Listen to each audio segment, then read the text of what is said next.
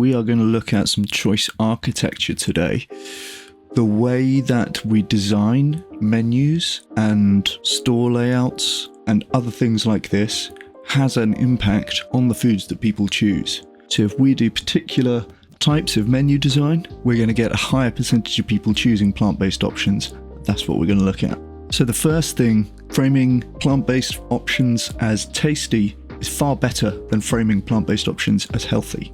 Here you can see the relative sales of the same vegetarian sausage under a bunch of different names. You can see that the more elaborate, taste-focused and provenance-focused names result in a higher percentage of people choosing. Similarly here, we can see the relative likelihood of selecting different vegetarian dishes when the dishes have either a healthy or a tasty label. And in all three cases here, selection increased by about 2 or 3 times when using the tasty label compared to the healthy label.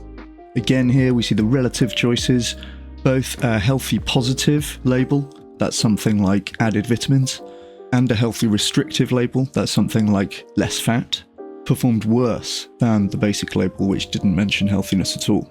But there was a 25% increase for a label which framed the plant-based food as indulgent and tasty. And just to hammer that point home, here are the average enjoyment ratings given to the same drink when it had either a healthy or an unhealthy label. Just labeling the drink as unhealthy increased average enjoyment by almost 2 points, because people therefore perceived it as an indulgent food rather than a health food. The second technique you can use is setting the plant-based options as the defaults. This is one of the most well-known and most well-evidenced interventions to increase selection of plant-based foods, with some studies showing massive increases in selection of plant-based foods by changing the default from meat to a plant-based option. A key thing here is that you're not actually restricting diners' choices. They can still have meat if they want to, so restaurants are much more willing to implement this default system compared to adopting a 100% plant-based menu, for example. The third intervention is simply increasing the proportion of the menu that is made up of plant-based options. One study looked at 3 conditions where plant-based options made up either 25%, 50% or 75% of the menu. When plant-based options were 25% of the menu, they were chosen about 25% of the time.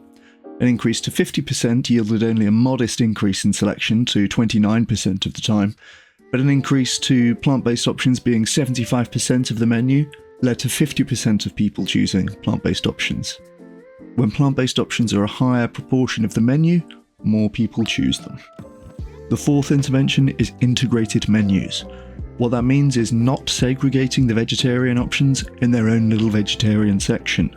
This study looked at a menu which did segregate vegetarian options versus a menu which didn't segregate vegetarian options, and the proportion choosing the vegetarian options more than doubles when you have that integrated menu design compared to the segregated menu design. Use integrated menus, don't put vegetarian options in their own separate place. And the fifth issue is the hot button topic of whether to say vegan or plant-based. This radar plot shows that products labelled plant-based, represented in yellow, were perceived generally more positively than products labelled as vegan, represented in blue. In this study, a hot dog labelled meatless was the best performer, with a hot dog labelled vegan the worst performer. Veggie, plant-based and animal-free hot dogs performed somewhere in the middle. In this poll of American consumers, vegan was actually the product label most likely to make a product seem less appealing. And when they're forced to choose between one or the other on these 3 factors, which tastes better, which is healthier, and which offers more for me, people overwhelmingly choose plant-based compared to vegan. This study similarly finds up to 20% choosing the meat-free nuggets when they're labelled as 100% plant-based, compared to just 15% choosing them when they're labelled as vegan. This study demonstrated an increase in the proportion of people choosing a vegan option simply by removing the vegan label. Overall, this is a compelling argument for using terms like plant-based instead of terms like vegan. So to summarise, tasty framings are better than healthy framings. Plant-based defaults are an impactful way to increase selection of plant-based options. Increasing the proportion of plant-based options on the menu is another way to increase selection of plant-based options, as well as using integrated menus rather than putting vegetarian options on their own, and using terms like plant-based instead of terms like vegan. Using these 5 principles of choice architecture, you can increase the selection of plant-based options.